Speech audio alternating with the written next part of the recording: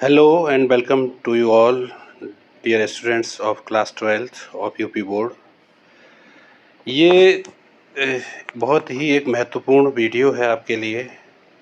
ये है model question paper आपके सब्जेक्ट इंग्लिश का। सन 2021-22 में जब पेपर का पैटर्न चेंज हुआ था, तब यूपी बोर्ड ने अपनी वेबसाइट पर इस पेपर को अपलोड किया था, जिससे कि विद्यार्थी ये समझ सकें कि पेपर का पैटर्न अब क्या होगा। इंग्लिश क्लास 12th कि आप जानते हैं, जैसे कि सीबीएसई बोर्ड में क्वेश्चन पेपर आता था, लगभग उसी तरह से ही इस पेपर के 4 सेक्शन हैं।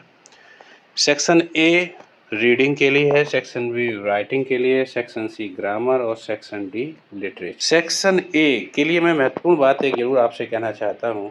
सब 3.25 घंटे आपको पेपर सॉल्व करने के लिए मिलते हैं, तो मेरा वीडियो अगर 15-20 मिनट का लगभग हो जाए तो आप अक्सर क्या करते हैं, स्किप करते हैं। भाई कम से कम 3.25 घंटे के पेपर के लिए 10-15-20 मिनट तो दे सकते हैं, तो कृपया पूरा वीडियो देखिएगा। चलिए बात करते हैं सेक्शन ए रीडिंग। सबसे ज़्यादा निगलेक्ट करते हैं स्टूडेंट इसी सेक्शन को, जबकि आपको पता है कि सेक्शन रीडिंग भी कम मार्क्स का नहीं। बताइए कितने मार्क्स का है? 15 मार्क्स का है।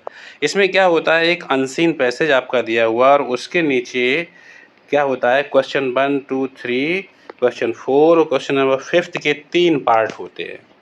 तो ये जो पैसेज है जो आपका दिया जाता है, इसको ज़रा ध्यान से पढ़ना होता है। तो सबसे पहले क्या करना चाहिए कि आप एक काम करते हैं, सबसे पहले हम क्वेश्चंस पढ़ें, तब हम पैसेज पढ़ेंगे। Why is man called a gregarious animal?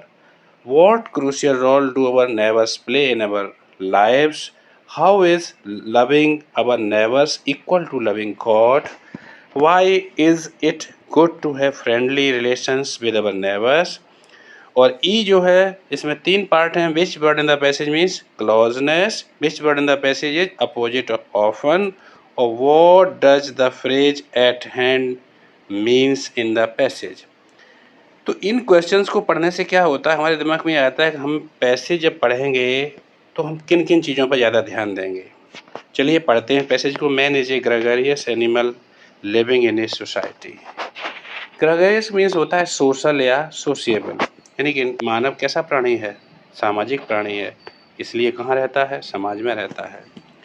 His neighbours, उसके जो पड़ोसी होते हैं, are the people who immediately यानी सबसे शीघ्र ही उसके करीब होते हैं। सबसे करीब कौन होता है सबसे जल्दी? वो होते हैं हमारे पड़ोसी। Because of their close proximity होता है closeness, and the constant pressure of society, समाज का प्रेशर भी कुछ ऐसा होता है। They play crucial means very important role in our life. तो इसका अर्थ ये निकला, क्योंकि वो करीब हमारे रहते हैं, क्योंकि लगातार एक समाज का प्रेशर है कि एक दूसरे की मदद करना है, समाज में समाज के काम आना है, इसलिए सबसे महत्वपूर्ण रोल अदा करते हैं हमारे जीवन में हमारे पड़ोसी। Their significance was recognised by Jesus Christ. उनके सिग्निफिकेंस को किसने? जीसस क्राइस्ट ने बड़े ढंग से रिकॉग्नाइज किया था। कैसे रिकॉग्नाइज किया था? 2000 ईयर्स है, वो 2000 साल पहले उन्होंने ये बात समझ ली थी। और क्या कहा था? 10 कमांडेंट उनके थे, उनमें से किसी एक से उन्होंने कहा था, ये कहा था कि लव दाई नेबर्स, अपने पड़ोसियों से प्यार करो, एज दाउ लव गॉड, जैसे कि तुम अपने ईश्वर से प्यार करते हो। It subscribe to them. अब ये सब्सक्राइब का तात्पर्य ये निकलता है कि ये समझ में आता है या अनुमोदन करता है, अंडरसाइन करता है, या टू बी एग्री, इस बात के लिए ये सहमत करता है। ये तथ्य क्या? इट सब्सक्राइब करता है, क्या करता है? That God is present in all human being, यानी कि ईश्वर हर इंसान में है। बाई लविंग अवर नेबर्स, अगर अपने पड़ोसियों को प्यार करेंगे, इसका मतलब we should not only have peace, तो मात्र हमें शांति और खुशी ही नहीं मिलेगी, बल्कि क्या मिलेगा? क्लोजर टू गॉड, हम ईश्वर के करीब भी आएंगे, ईश्वर के करीब आते जाएंगे। इस तरह से करके लिखा है कि just as love begets love, क्योंकि एक बड़ी बहुत अच्छी ये कहावत है कि प्यार से प्यार पैदा होता है, लव बिगेट्स लव। तो we show love and compassion to our neighbours, हमें अपने पड़ोसियों को भी प्रेम और कंपैशन यानी दयालुता दिखानी चाहिए। They are bound to reciprocate का मीनिंग है लौटाना, अर्थात म्यूचुअल अंडरस्टैंडिंग होती है, टू शेयर करना किसी की फीलिंग को, ठीक है। This relationship can bring about immense Joy, अगर ऐसा रिश्तेदारी या ऐसा हम संबंध रखेंगे तो हमें बहुत सारा प्रेम, इमेंस यानी बहुत सारा जॉय प्राप्त होगा, हैप्पीनेस प्राप्त होगी हमारे जीवन में। They are always at hand, क्यों होगी? क्योंकि पड़ोसी हमारे सबसे करीब हुआ करते हैं तो हमारी हेल्प करने के लिए, हमारे आवर ऑफ नीड यानी ज़रूरत के समय में। In today's highly mobile and competitive society, highly mobile यानी दुनिया चलती फिरती ज़्यादा, एक जगह कम रुकते हैं हम, बहुत भाग दौड़ के बहुत सारे काम होते हैं, कभी आज यहाँ आज वहाँ, ठीक है, तो मोबिलिटी बढ़ गई है। और इस कम्पिटिटिव दुनिया में क्या होता है, अवर फ्रेंड्स और रिलेटिव्स आर रेयरली अवेलेबल, हमारे दोस्त और हमारे मित्र तो बहुत कम हमारे आसपास होते हैं। फिर कौन होता है हमारे पास? तो होता है अवर हमारे रेजिडेंट्स के पास, around us when we need them to the most, जब सबसे अधिक ज़रूरत पड़ती है तो हमारे पास वो नहीं होते। It is in these trying time, इस ट्राइंग समय में अर्थात इस कठिन समय में, the help and assistant of our immediate neighbours, तो हमें किसकी हेल्प और असिस्टेंट मिलती है? हमारे जो सबसे करीब पड़ोसी हैं उनकी, एज ए बून, तो ये हेल्प किस रूप में कही गई? राइटर कहता है बून है हमारे लिए, एक वरदान की तरह है। It is therefore of paramount importance, इसलिए इसका बहुत अधिक महत्व है। We have good and friendly relation with our neighbours, कि हम अपने किसके नेबर्स के संग कैसे संबंध रखें? फ्रेंडली संबंध रखें और कैसे? गुड, अच्छे संबंध रखें। तो इस तरह से अगर हम देखें, ध्यान से पढ़ेंगे तो हमारी समझ में आता जाएगा कि आखिर इस पैसेज का मीनिंग क्या है। तो चलिए बात करते हैं, पहला क्वेश्चन क्या है इसका। तो पहला क्वेश्चन है, why is man called a gregarious animal. अगर हम इसका आंसर देखें तो फर्स्ट लाइन में ही इसका आंसर हमें मिल जाता है कि मैन ग्रेगरियस एनिमल क्यों है। तो यहाँ पे man is a gregarious animal, यहाँ पे बिकॉज लगा दो, because man lives in a society, क्योंकि वो मैन समाज में रहता है, और समाज में रहता है इसलिए वो सामाजिक प्राणी है। तो पहला आंसर काफ़ी ईजी है इसका, आपकी समझ में आया होगा। दूसरा है, what crucial role do our neighbours play in our lives, हमारी ज़िंदगी में नेबर्स क्या क्रूशियल रोल अदा करते हैं। तो हमारे ज़िंदगी में आप देखेंगे ऊपर से लाइन नंबर 10 ऊपर से गिनो, 1 2 3 4 5 6 7 8 9 10, इसमें साफ साफ लिखा है कि our neighbours play crucial role in our lives because they are always at hand, कि वो ही तो हमारे पास सबसे करीब हमारे पास होते हैं। They are to help us in our hour of need. यहाँ पे ये आंसर मिलता है क्वेश्चन नंबर 2 का, यानी कि सबसे करीब वही होते हैं तो क्रूशियल रोल वही अदा करते हैं। ये नहीं कि आप जैसे कई बार क्या गलती करते हो आप लोग कि यहाँ से आपने क्रूशियल रोल पढ़ा और बात सोचते हो यहीं कहीं आंसर होगा, ऐसा नहीं होता है, इसलिए ढंग से पढ़ना चाहिए आपको, है ना। तीसरा क्वेश्चन इसका है, how is loving our neighbour equal to God, यानी कि नेबर से प्रेम करना गॉड से प्रेम करने के बराबर कैसे है। कि लव दाई, आप क्या करिए, अपने पड़ोसियों से प्रेम करिए, love thy neighbour as thou love God, ऐसे प्रेम करिए जैसे आप ईश्वर से प्रेम करते हो। फिर आगे वो क्या कहते हैं कि God is present in all human being, भगवान तो हर ह्यूमन बीइंग में उपस्थित है। तो बाई लविंग अवर नेबर, अगर हम अपने पड़ोसियों से प्यार करेंगे तो ओनली है पीस एंड हैप्पीनेस ही नहीं मिलेगी, but would have come closer to God, तो हम ईश्वर के करीब भी आएंगे। इसलिए इंसान को प्यार, पड़ोसियों से प्रेम करने से हम भगवान के करीब आएंगे, इसमें ये क्लियरली आता है। ठीक है, यहाँ पे आता है इसका। अब क्वेश्चन नंबर 4 क्या कहता है, why is it good to have friendly relations with our neighbours, friendly relations क्यों रखने चाहिए। इसके लिए आप देखें यहाँ ही नीचे ही लिखा है, friendly relation with our neighbours because in our trying needs, यहाँ से देखें हमारी ट्राइंग नीड में, ट्राइंग नीड का मतलब हमारे ट्राइंग टाइम यानी हमारी कठिन समय में हेल्प और असिस्टेंट हमें इमीडिएट नेबर ही देते हैं। ठीक है ना, तो यहाँ पर ये आंसर होगा, they provide us help, immediate help and assistant. तो इसका आंसर हम यहाँ ढूंढेंगे, इसका फोर्थ क्वेश्चन का आंसर यहाँ मिलता है हमें। अब बात करते हैं क्वेश्चन नंबर ई 5वां, which word in the passage means closeness, closeness का मीनिंग क्या होता है, इसका ढूंढिए जरा, इसका सिनोनिम। तो आप देखेंगे उसका आपको सिनोनिम मिलता है प्रॉक्सिमिटी। कहाँ मिलता है देखेंगे, ये है सेकेंड लाइन में, प्रॉक्सिमिटी साफ साफ लिखा है, प्रॉक्सिमिटी, ये है इसका आंसर। अगला क्वेश्चन है, विच word in the passage opposite of often, often का अपोजिट क्या है, नॉट ऑफन, रियली का मीनिंग क्या है, नॉट ऑफन। नेक्स्ट है question, what does the phrase at hand mean in the passage, passage में एट हैंड फ्रेज का मतलब क्या है, मैंने आपको अभी बताया था। एट हैंड का मीनिंग क्या होता है, करीब होना, क्लोज होना, पास में होना, ठीक है। अक्सर इस सेक्शन में स्टूडेंट्स कई बार चूक जाते हैं और बल्कि 15 मार्क्स आसानी से ले सकते हैं। अब बात करते हैं सेक्शन बी जो कि राइटिंग का है। अब राइटिंग के लिए क्या करना होता है, आपको थोड़ी प्रैक्टिस करनी होती है। सेक्शन बी राइटिंग का question number 2, right an article, article लिखिए। आर्टिकल लगभग 100 से 150 वर्ड्स में, आप ऐसे राइटिंग का थोड़ा आइडिया आपको होगा ही। आर्टिकल्स थोड़े टू द पॉइंट और सीक्वेंस में और थोड़े डेटाज वगैरह देखे सिस्टम से लिखे जाते हैं, इनके लिए आपको थोड़ा प्रैक्टिस करनी पड़ेगी। तो ये 3 दिए हैं, ए, बी और सी, इनमें से कोई सा एक आपको प्लान करना है कि हमें किस पर अच्छी जानकारी है, उसको आप सेलेक्ट करके उस पर लिखना पड़ेगा। 10 मार्क्स हैं इसके। क्वेश्चन नंबर 3 में जाते हैं, write a letter to the editor of a national daily to show our concern on growing use of disposable wares. इसमें हम देखेंगे कि लेटर लिखना है। अक्सर ऑफिशियल लेटर ही एग्जाम में अब आते हैं, 2-3 साल का एक्सपीरियंस है ये।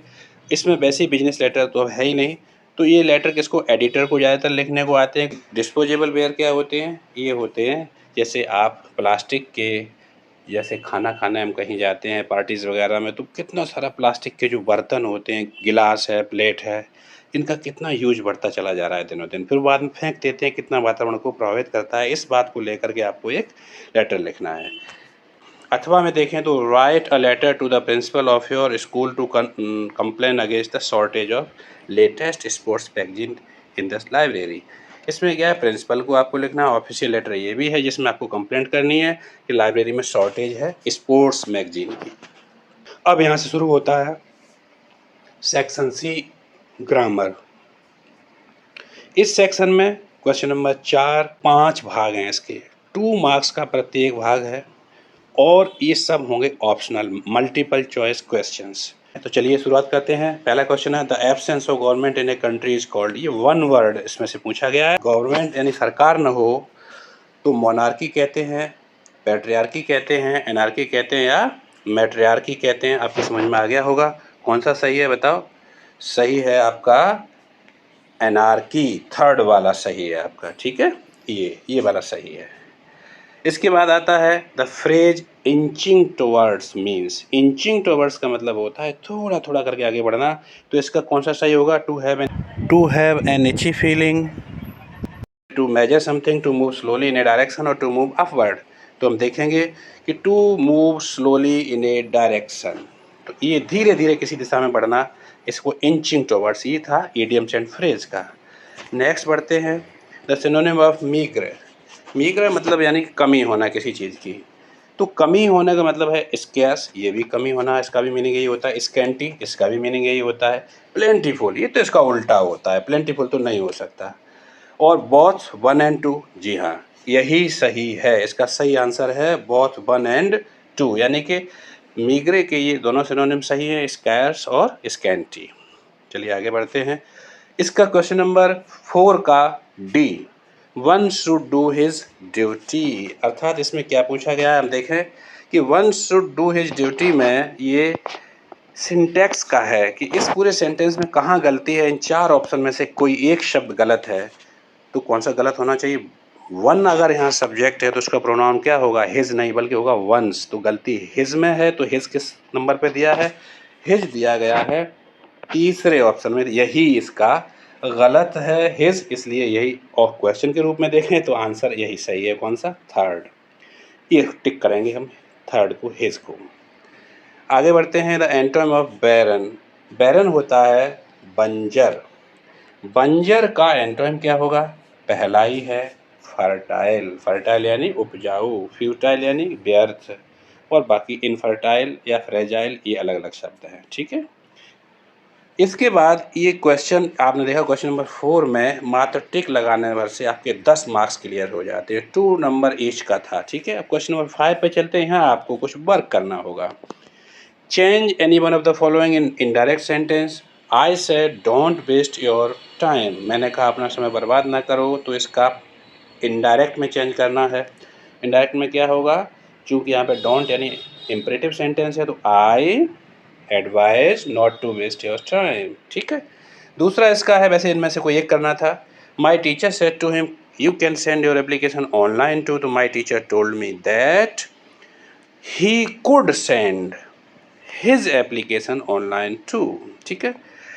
5 का बी में चलते हैं। Combine any one of the following as directed, synthesis से है ये। I can give you a dress, my mother gifted it to me, complex sentence बनाना है तो बहुत बढ़िया बन जाएगा एडजेक्टिव क्लॉज से। I can give you a dress which my mother gifted to मी।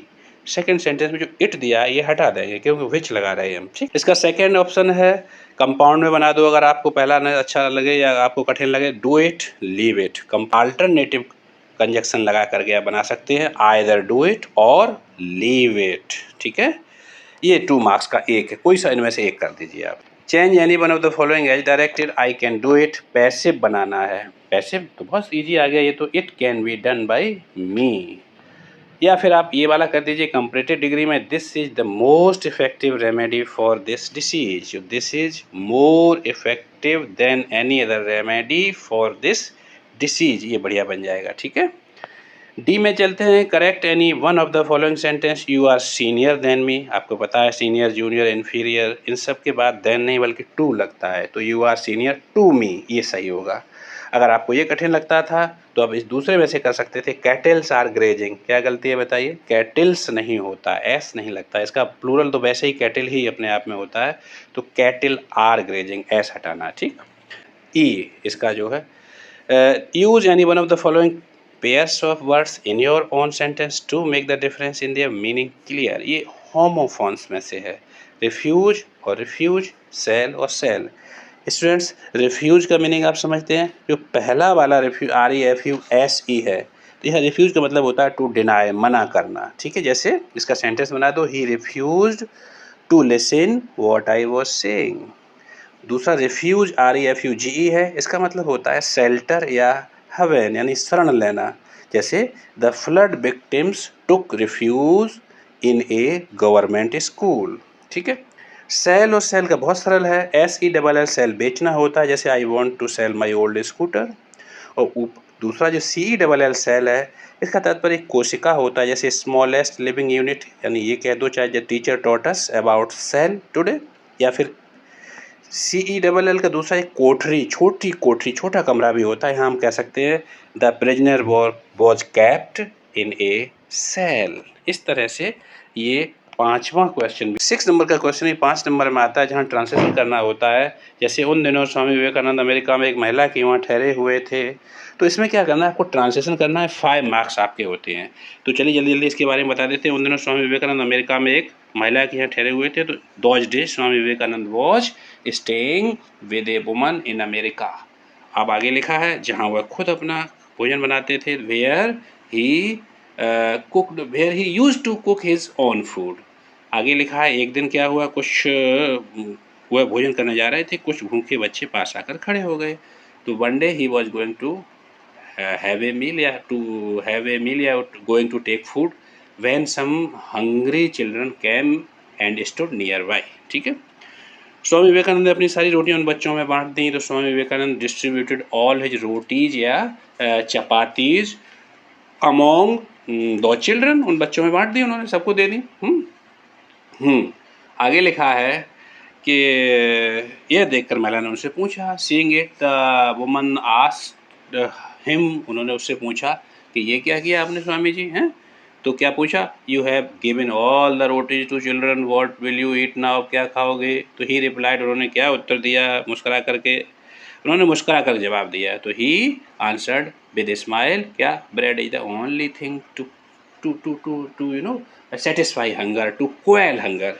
रोटी तो मात्र पेट की भूख शांत करने वाली चीज़ है, या मेरे पेट में नहीं तो उनके पेट में सही, ठीक है। It is not in my stomach then it is in their stomach, the joy of giving is greater than the joy of receiving. अर्थात देने का आनंद पाने के आनंद से बढ़कर है। तो इस तरह से आप कोशिश करेंगे तो आप आसानी से 5 में से 3 या 4 मार्क्स ले सकते हैं। आगे बढ़ते हैं, लिटरेचर पार्ट में आते हैं। लास्ट पार्ट है answer the following question in about 40 words each. लगभग 40 शब्दों में आंसर्स इसके देने हैं। तो आप देखेंगे क्वेश्चन नंबर 7 जो होता है, जो आपकी बुक है, इस बुक का नाम क्या है आप बताइए? फ्लेमिंगो। इस फ्लेमिंगो बुक के जो लेसन हैं प्रोज वाले, उनमें से कोई से 2 शॉर्ट आंसर क्वेश्चन है, लेकिन लगभग 40 वर्ड में देने होते हैं और 4 ईच का होता है, यानी कि आपको 8 मार्क्स मिल जाएंगे। और यहाँ भी ऑप्शन है हर क्वेश्चन में, इसका मतलब 4 में से कोई 2 करने हैं। जल्दी जल्दी पढ़ लेते हैं। Who are the inhabitants of Seemapuri. Seemapuri के निवासी कौन हैं? और आगे क्या कहा गया है? What do they do for their survival. वो अपने सर्वाइवल के लिए क्या करते हैं? तो सीमापुरी के कौन लोग हैं? पीपल जो यहाँ रह रहे हैं, स्क्वेटर्स हैं, who migrated from Bangladesh in 1971। किस लेसन से आया ये? Lost spring. अनीस जंग ने जिस लेसन को लिखा है उस लेसन से ये है। तो the people living there in Seemapuri are squatters who migrated from Bangladesh in 1971। The rag pickers live in structures of mud with roofs of tin and tarpaulin, devoid of sewage, drainage, running water। यानी कि हर तरह की समस्याओं से जूझ रहे हैं वो लोग। आपको ध्यान होगा, आपने लेसन पढ़ा होगा, ठीक है। अपने सर्वाइवल के लिए क्या करते हैं वो लोग? अपने सर्वाइवल के लिए क्या करते हैं? फाइंडिंग सेलेबल आइटम्स फ्रॉम रवेस, यानी कि वो सर्च करते हैं रवेस, कचरे को। वहाँ उस जो वैल्यूएबल चीज़ें जो भी सेलेबल मिल जाती है उनको गोल्ड कहते हैं वो लोग, ठीक है। क्वेश्चन नंबर 7A का जो 8वां क्वेश्चन है वो है who was Rajkumar Shukla. What did he do to bring Gandhi ji to Champaran. तो ये इंडिगो लेसन है, लुइस फिशर ने लिखा है, उनका ये लेसन है, तो उसमें से ये क्वेश्चन है। और आपको पता हुआ राजकुमार शुक्ला, आपने लेसन पढ़ा होगा। Rajkumar Shukla was one of the poor sharecroppers of the Champaran district. और उसको कैसे वो गांधी जी को लेके आया? तो कहते राजकुमार शुक्ला एक इस तरह का एक रिजोल्यूट पर्सन था कि he went along with Gandhi everywhere that he went until the time Gandhi agreed to help him and come to Champaran. आपको ये आंसर याद होगा ज़्यादातर आप सब लोगों को। तो राजकुमार शुक्ला के बारे में आप जरूर ये पढ़िएगा, ये इंपॉर्टेंट क्वेश्चन है। 7B में why did Mr Hamel blame parents and himself for not playing proper attention to the study of French. तो एम हमेल ने अपने आप को भी कोसा या ब्लेम किया, और किसको? पेरेंट्स को भी ब्लेम किया। क्यों ब्लेम किया था आखिर उन्होंने? तो ये किस लेसन से है? ये है द लास्ट लेसन नाम का, ये फर्स्ट लेसन है। एक्चुअली नाम इसका द लास्ट लेसन है, लेकिन आपकी जो बुक है उसका ये फर्स्ट लेसन है। अल्फोंस डॉडेट ने ये लेसन लिखा है। तो Mr Hamel blamed himself as well as the parents for the ignorance of study, अर्थात स्टडी पे ध्यान नहीं दिया दोनों ने ही। खुद के लिए भी वो ब्लेम करते हैं। He blame the parents for the neglect of learning because they had wanted their children to work on farm fields in mills, खेतों में, मिल्स में, टू अर्न सम मनी, जिससे वो कुछ पैसे कमा सकें। और अपने आप को क्यों ब्लेम किया? उन्होंने इसलिए ब्लेम किया कि he made the boys work in the garden, garden वगैरह में थोड़ा काम करने के लिए उन्होंने भेज दिया। And he himself some time went for fishing and took holiday. तो उन्होंने अपने आप को फिशिंग जाने के लिए, हॉलीडे लेने के लिए ब्लेम किया, और पेरेंट्स को इसलिए कि उन्होंने बच्चों से पैसे कमाने के लिए उन्हें काम पे रखा, बल्कि पढ़ाई पर कम ध्यान दिया। नेक्स्ट इसी का अथवा है why did the peddler consider the world as a rat trap. Peddler दुनिया को रैट ट्रैप कैसे समझता है? लगता है चूहेदानी, ये दुनिया भी चूहेदानी से कम नहीं है। तो पेडलर, आपको ये लेसन याद होगा, ये किस लेसन से है? रैट ट्रैप नाम का ही लेसन है। किसका है? सेल्मा लेगरलॉफ, कुछ इस तरह का नाम है, सेल्मा लेगरलॉफ। तो उन्होंने जो फेरी वाला था, जो अपने रेड ट्रैप बेचता था, उसको पूरी दुनिया चूहेदानी कैसे लगी? The peddler was a vagabond, vagabond यानी इधर उधर भटकने वाला, who went around selling rat traps made by him. One day as he was just thinking about his own rat traps, he was struck by the idea that the world was a big red trap उसको लगा दुनिया यार वास्तव में चूहेदानी की तरह ही है। क्यों? रिचेज, फूड, जॉय, शेल्टर यानी कि पैसा है, खाना है, खुशियाँ हैं, शरण है थोड़ा, ये सब बैट्स हैं। बैट्स यानी ये क्या हैं? ये चूहे को जो अंदर क्या डाल के रखते हैं, बैट्स लगा देते हैं ना उसको ललचाने के लिए, ये सब बैट्स की तरह हैं। Tempt people just like a rat trap offered cheese और मीट टू टेम्प्ट रैट्स। इसी तरह से इंसान के लिए रेड ट्रैप क्या है? Riches, food, joy, shelter.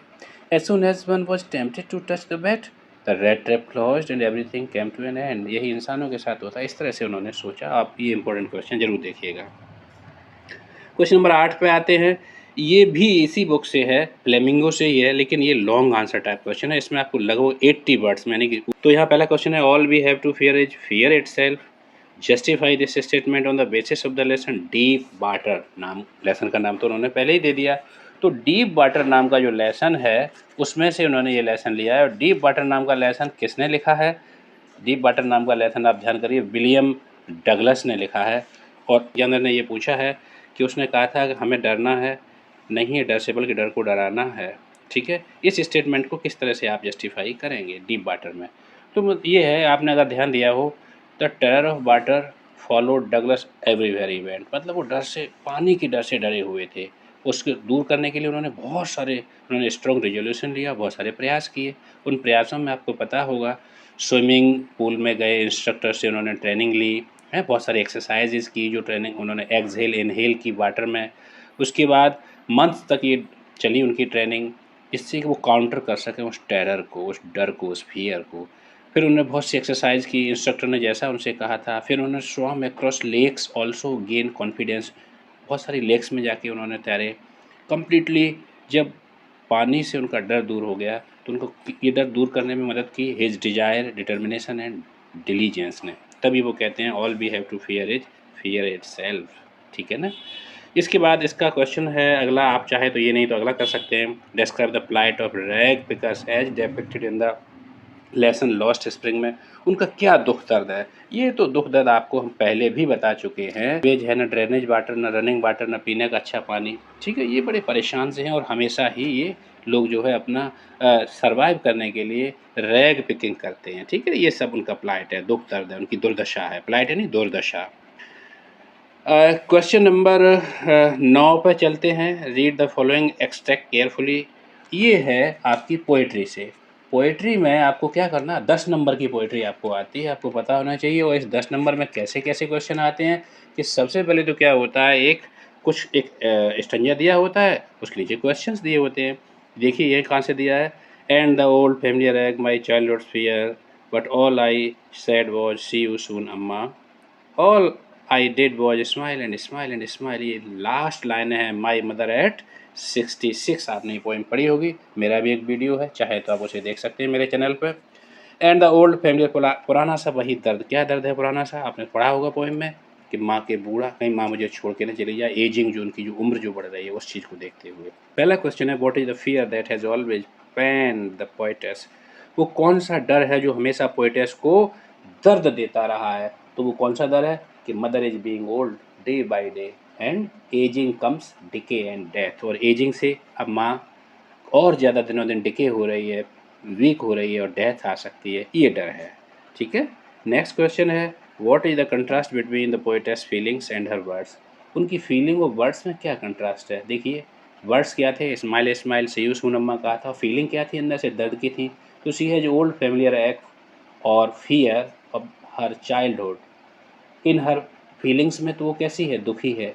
But at the time of parting she said some words of assurance and smile and smile and smile. Next question है why did the poetess keep on smiling only. मात्र मुस्कराती रही उस समय, क्यों, ऐसा क्यों करती रही? To assure her self and to assure her mother that she will meet her mother again soon. माँ से फिर मिलेगी, इस बात का एश्योरेंस करने के लिए वो मुस्कराती रही। कहीं क्वेश्चन नंबर 10 है right the central idea of any one of the following poem. यानी इन 3 में से किसी एक का सेंट्रल आइडिया आपको लिखना। 4 मार्क्स आपको मिलने वाले हैं। 3 पोएम्स आपके सामने हैं, कोई भी ठीक। कीपिंग क्वाइट, ये पाब्लो नेरुदा की पोएम है, ये भी बड़ी सरल है।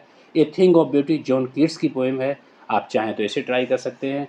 और आंट जेनिफर टाइगर्स, ये अंतिम लगभग पोएम है एड्रियने रिच की ये पोएम है। आप कोई भी एक ट्राई करेंगे, सेंट्रल आइडिया लिखेंगे, ठीक है, 4 मार्क्स का। सेंट्रल आइडिया कोई कठिन नहीं होती है, थोड़ा सा प्रयास करिए, आ जाएंगे आप।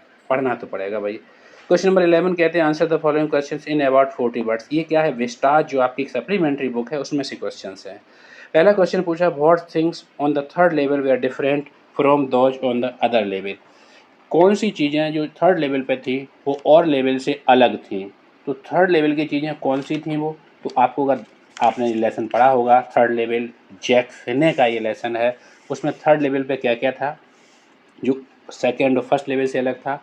There were smaller rooms, fewer ticket window, open frame gas lights, information booth wood का बना हुआ था, लुकिंग एंशियंट दिख रहा था। Everybody at the station was dressed in fashion of the old 19th century too, है ना, ये सब चीज़ें अलग अलग वहाँ पे कुछ थी ना। वहाँ उन्होंने जो पेपर न्यूज़पेपर देखा था, वर्ल्ड किस डेट का था, जून 11 1989 का था। इस तरह से ये सब चीज़ें कुछ अलग अलग थी।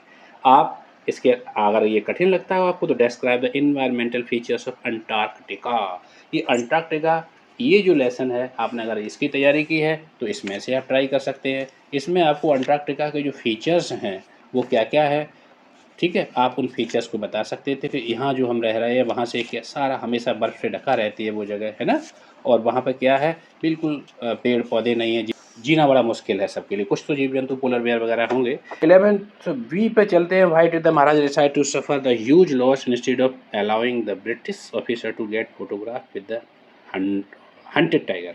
यानी कि आपको याद होगा ये लेसन आपने पढ़ा होगा क्या, द टाइगर किंग।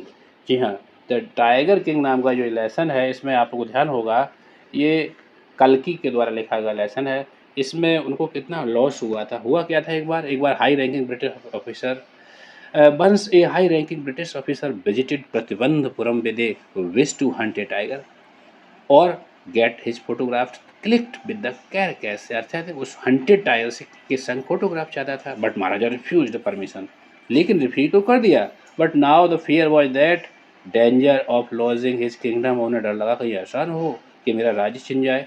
तो king and the Dewan decided to gift diamond rings to the British officer's wife. उन्होंने कहा पत्नी को खुश कर दो तो ये कुछ नहीं कर पाएगा। तो उन्होंने क्या किया, 50 रिंग्स भेजी डायमंड की, कहा कि she will choose 1 or 2, but the lady kept whole the lot. Maharaja was very happy, at least चलो कम से कम नहीं तो lost 3 lakh of rupees, but he had manage to save his kingdom. आपको याद होगा, बड़ा अच्छा मज़ेदार पार्ट है भाई ये तो। इसमें से नेक्स्ट है, why was Jo not happy with Jack's ending of Roger Skunk's story. क्यों खुश नहीं थी जो नाम की बेटी, आपको याद होगा, खुश नहीं थी। किस बात से खुश नहीं थी, इस बात से खुश नहीं थी कि वो नहीं चाहती थी कि जो स्टोरी उनके पिताजी ने एंड की थी वो स्टोरी इस तरह से नहीं होनी चाहिए। क्यों, उसने विजार्ड को हिट किया था मदर ने, बल्कि मदर को हिट करना था विजार्ड के द्वारा, यानी विजार्ड हिट कर देता मदर को, वो ये चाहती थी। Jo felt that Roger Skunk's mummy was stupid, उसको लगता था उसकी मम्मी स्टूपिड है, बताओ, बिकॉज जो thought that his mother was Gravely wrong in getting Rogers original smell back. बताओ ओरिजिनल स्मेल कितनी बुरी थी, किसी के संग खेल नहीं पाता था, वो वापस पाली। तो रॉजर बिगेन जब स्मेल करने लगा था रोज की तो ही बिगेन हैप्पीली एक्सेप्टेड, तो सबने एक्सेप्ट कर लिया था, उसके प्लेमेट्स ने, उस तो जो चाहती थी कि उसकी मदर को हिट किया जाए, ठीक है ना। ये आपने लेसन पढ़ा होगा, अच्छा बड़ा मज़ेदार पार्ट है, बच्चों की साइकोलॉजी पर है। Question number 12 and the last है, answer any one of the following question in an about 80 words. दो क्वेश्चन है वो इसी बुक से है, द विस्टार से, आप दोनों में से कोई भी ट्राई कर सकते हैं। What brings Derry closer to Mr Lamb. ये दोनों एक तरह से मिस्टर लैम जो कि बेचारे अकेले दुनिया में रहते थे, अकेले उस गार्डन की देखभाल करते थे, उनके पास एक बार कौन पहुंचता है, एक डेरी नाम का लड़का पहुंचता है, वो भी लगता है दुनिया से दुखी है। On the face of it Susan Hill ने जो है ये लेसन लिखा है, उसमें से ये है। तो क्या चीज़ ऐसी है जो मिस्टर लैम के करीब लाती है डेरी को, तो मिस्टर लैम की जो बातें हैं, जो उनका जीने का तरीका है, जो सोचने का तरीका है, आप इसको पढ़िएगा, अच्छा है। और लास्ट है, what impression of Sadao as a doctor and a human being do you form on the basis of story the enemy. The enemy में डॉक्टर सडाव की कहानी है, जो कि एक डॉक्टर है और किसकी हेल्प करता है, अपने एनेमी, यानी एनेमी कौन, दुश्मन की मदद करता है, उसको जो है मरने से बचाता है, उसका ऑपरेशन करता है। उसकी वाइफ हाना भी उसकी हेल्प करती है इसमें।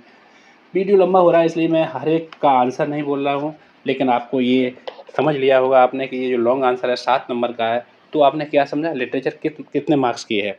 ये जो फ्लेमिंगो बुक है उसमें जो प्रोज 15 मार्क्स का, पोएट्री 10 मार्क्स, यानी 25 मार्क्स हो गए फ्लेमिंगो से। और विस्टाज में आपको आंसर शॉर्ट लिखना है, 4 + 4 यानी 8 मार्क्स के, और लॉन्ग आंसर 7 मार्क्स का, इसलिए विस्टाज 15 मार्क्स की, इसलिए लिटरेचर इन ऑल 40 मार्क्स का है।